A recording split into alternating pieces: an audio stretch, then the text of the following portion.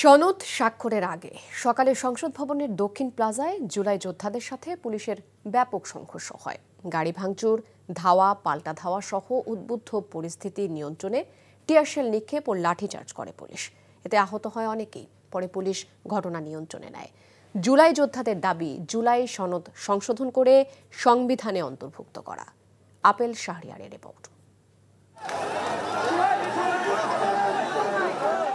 সংসদ ভবনের দক্ষিণ গেট দিয়ে জুলাই সনদ স্বাক্ষর অনুষ্ঠানের স্থলে বাধা ডিঙ্গিয়ে প্রবেশ করে বিক্ষুব্ধ জুলাই যোদ্ধারা। বিক্ষুব্ধরা মঞ্চ থেকে সরে না গেলে আইনশৃঙ্খলা বাহিনীর সদস্যরা লাঠি চার্জ ও টিয়ার সেল নিক্ষেপ করে। এতে পুরো এলাকায় ভীতিকর পরিস্থিতি তৈরি হয়। আহত হন অনেকে।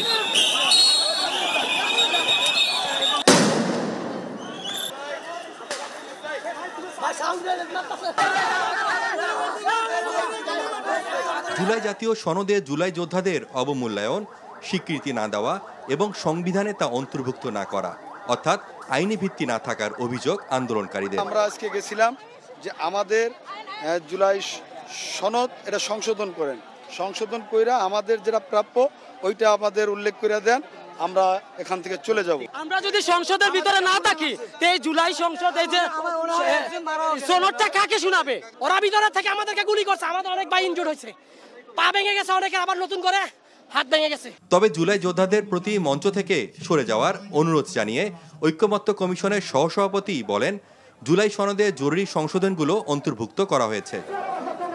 জুলাই যোদ্ধাদের অবদানের স্বীকৃতি আছে, পাশাপাশি প্রতিশ্রুতি এবং অঙ্গীকার আছে যে আপনাদের রাষ্ট্রীয় মর্যাদা থেকে শুরু করে সমস্ত রকম আইনি সুরক্ষা এবং নিরাপত্তার প্রশ্ন। পরে পরিস্থিতি নিয়ন্ত্রণে আনে আইনশৃঙ্খলা বাহিনী। Apple Shahriar, NTV news, Dhaka. Bundle থাকলে প্রতি সেনমানিতে টাকা বাঁচবে।